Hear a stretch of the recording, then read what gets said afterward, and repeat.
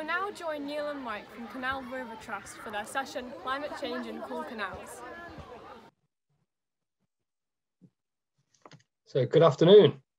I hope you're all enjoying the Youth Climate Summit so far. Very pleased to be invited along to join you all. So my name is Neil Earnshaw and I am from an organisation called the Canal and River Trust.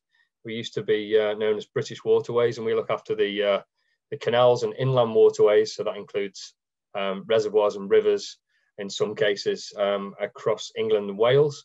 And my role is Heritage and Environment Manager for the London and South East of England. So I'm here to talk to you today about what I've called cool canals and climate change.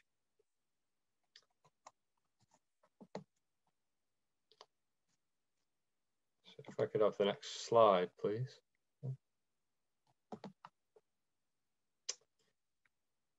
And again, thank you. So what we'll cover today are the threats that climate change may bring to people and wildlife on London's canals. I'll focus for the time really that we've got on hotter summers and warmer, wetter weather. Some trends that really we're fully aware of, I think, in terms of the climate change projections and forecasts that we're going to be experiencing, and what that means in a city like London where things are certainly starting to heat up already. So how canals can help people and wildlife in a changing climate. So how can we and our waterways be part of the solution for how we can adapt as people and as everything else that lives on the planet to adapt to the changing climate. And then I'll just talk a little bit about what we're doing to cut carbon and the fight against climate change.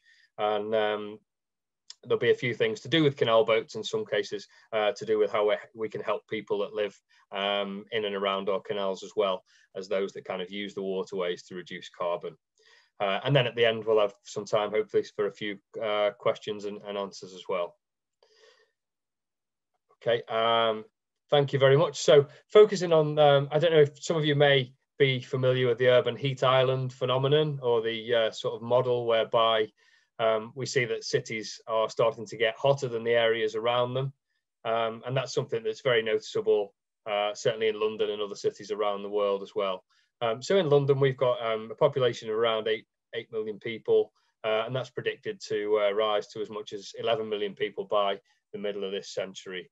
We're experiencing, as you can see from the photograph here, the temperatures shown here, 37 degrees Celsius last summer, up to even more than 10 degrees hotter than other parts of the UK. So it really is kind of something that we need to address and work as communities, and work with what we're doing for nature as well, to understand how we can combat that.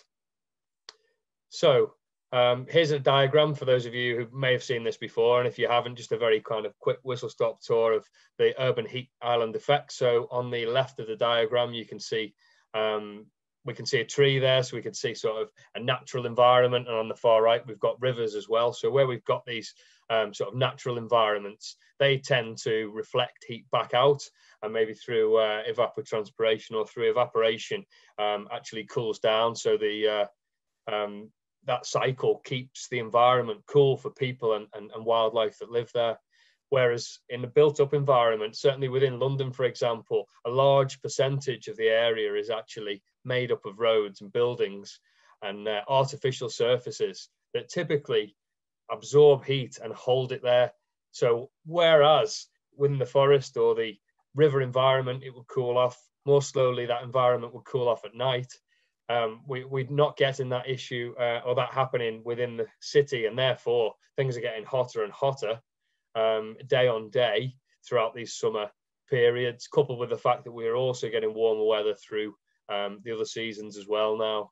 So this phenomenon is going to increase further, really. So we get heat coming from the many vehicles, from the buildings, particularly air conditioning systems, adding to the heat that then becomes trapped within the city.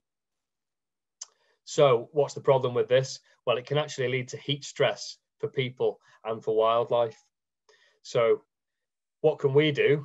Well, we'll come on to that, and also some of the challenges that we have there we go. And people and wildlife can suffer heat stress, as we've said there. And then some of the challenges that we can have on our canals in particular.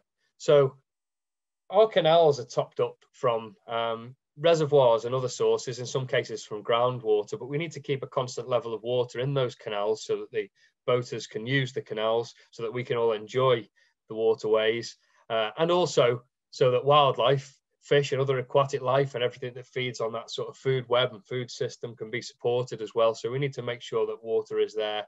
And sometimes we have to act very quickly to provide water for our 4,000 boaters and also that wildlife in and around our canals. Some of our canals had to close very briefly, but for a few days last summer, as there simply wasn't enough water to keep the canals moving as the water moves down through the system, through the locks, etc. And some of the levels within our reservoirs that provide that water were so low.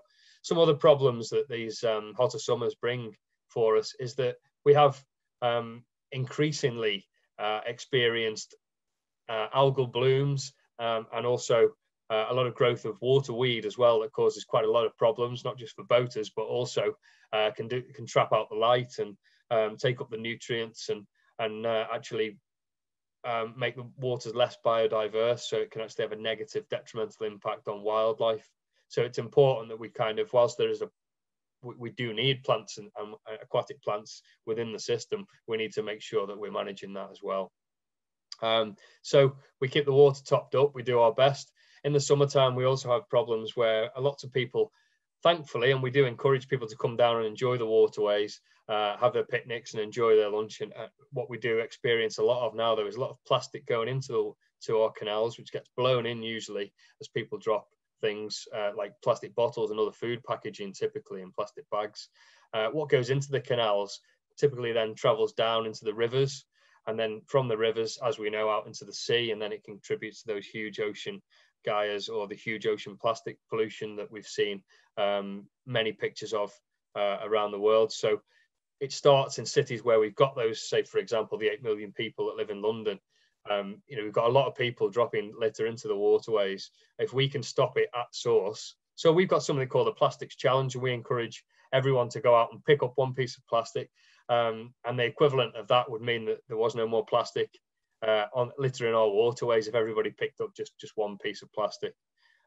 So we really encourage that, and we encourage you to go onto the website and to make a pledge to do so as well.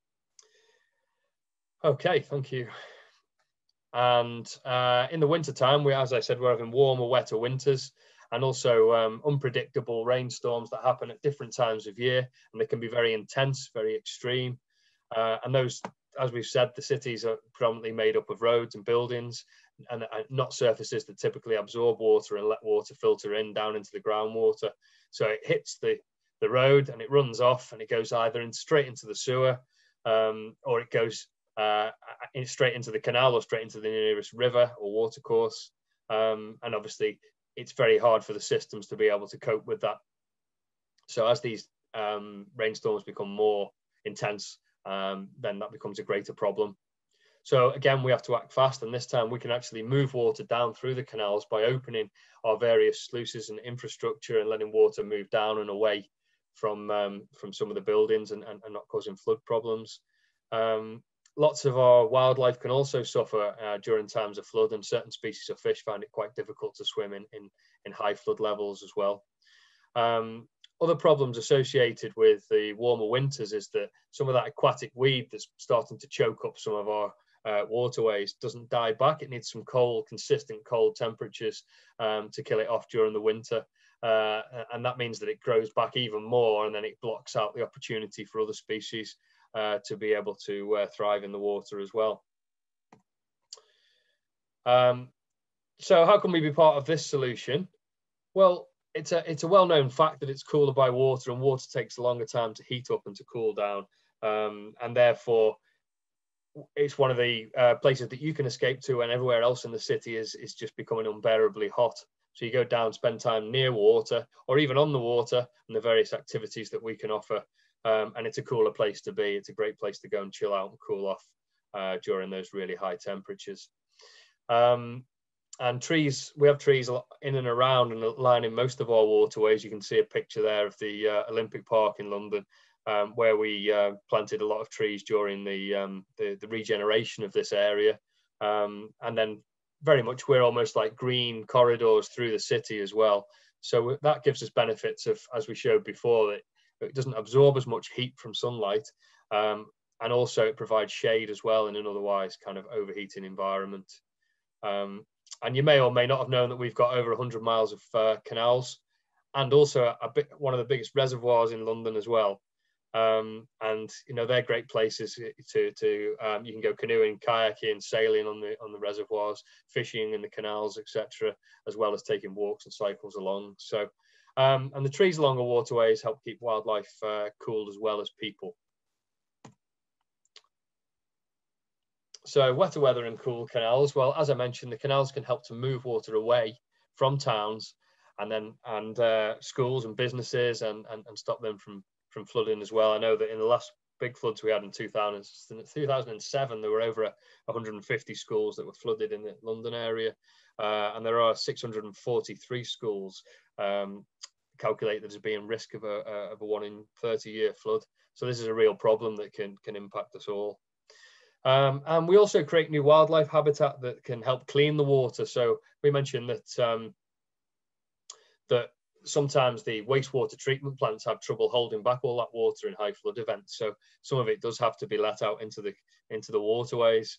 And one of the things we are doing is looking at how we can plant reed beds that filter out some of these pollutants from the water, as well as providing great habitat for biodiversity and a way for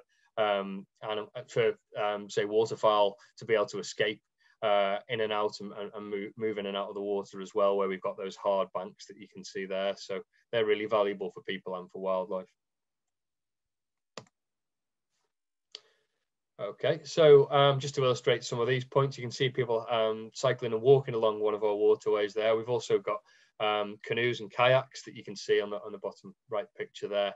And increasingly now we're seeing a lot of people starting up paddleboarding, so stand-up paddleboarding, and the picture there is actually showing a stand-up paddleboarding litter pick. You can see the buckets on the front where the guys are paddling along and picking up litter as they go, and that's in Paddington, near one of our main sort of locations in London.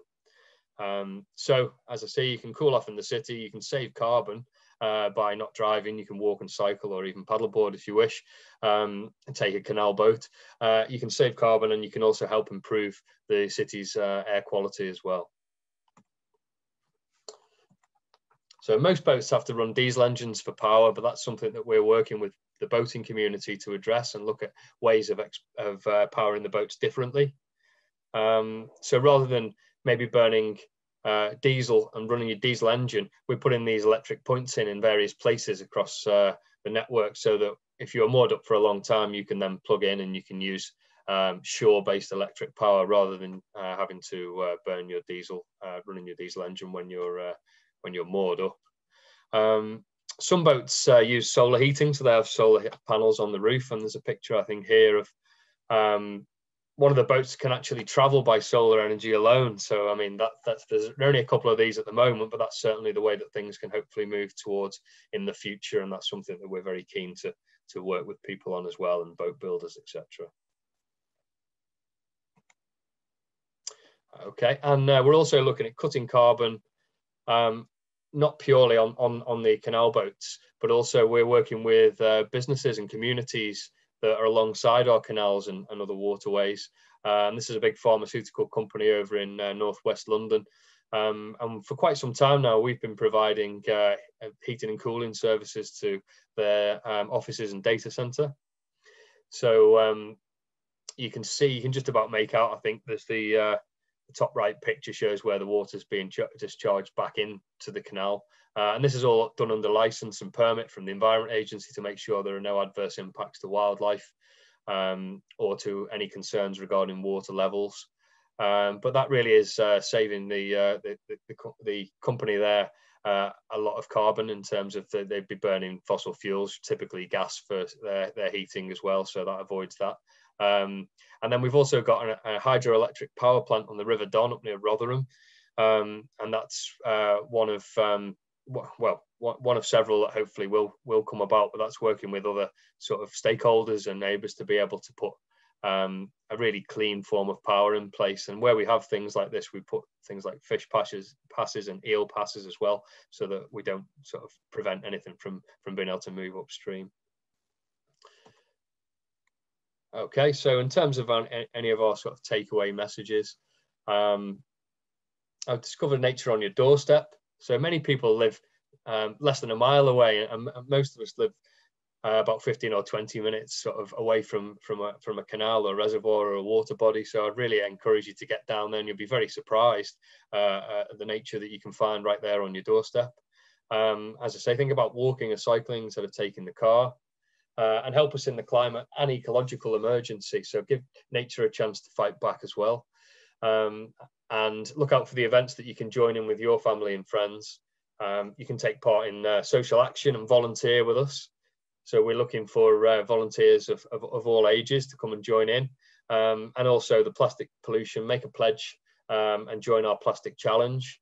You can find out more about that again on our website. So we really encourage you to come and join us in one way or another, and keep up the good work. And I think there are some questions coming in. So we'll have a look at those.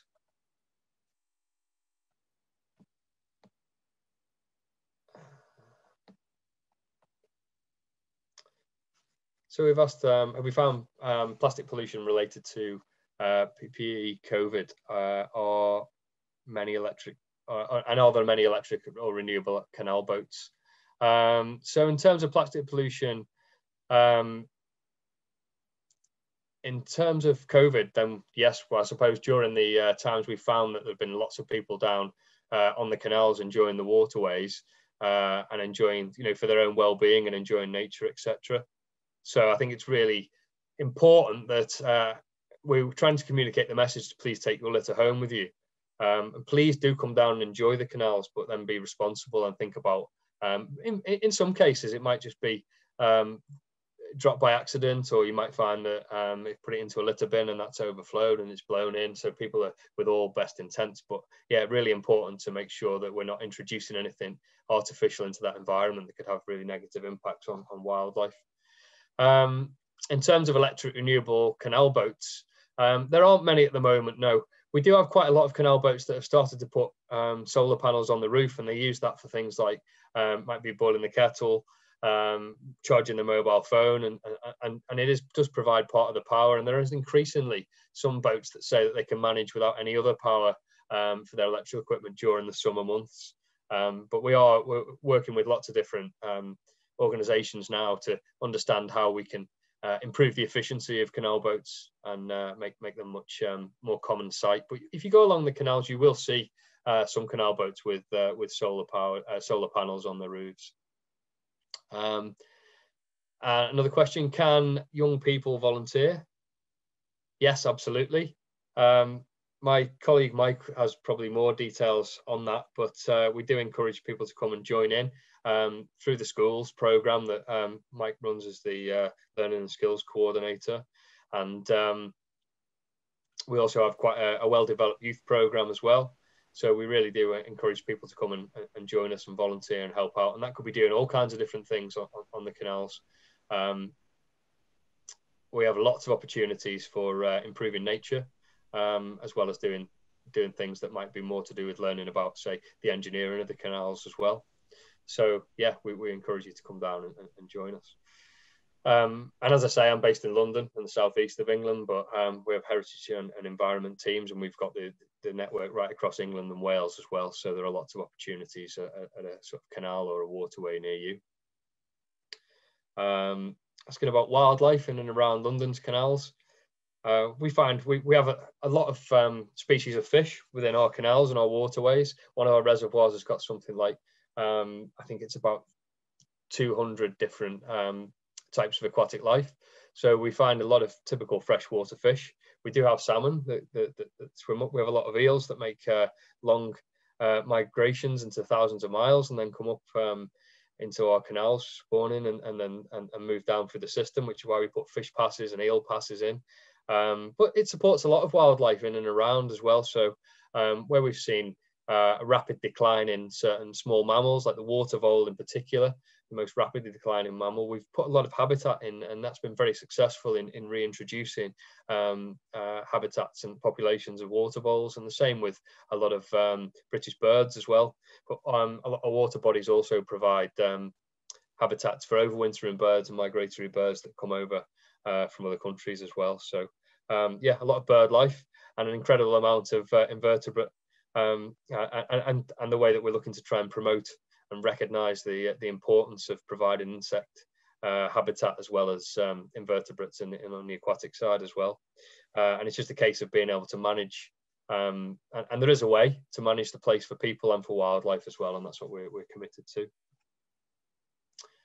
Okay, I don't know if you've got any other questions, or otherwise I can thank you all very much for listening, and please encourage you to check out the website.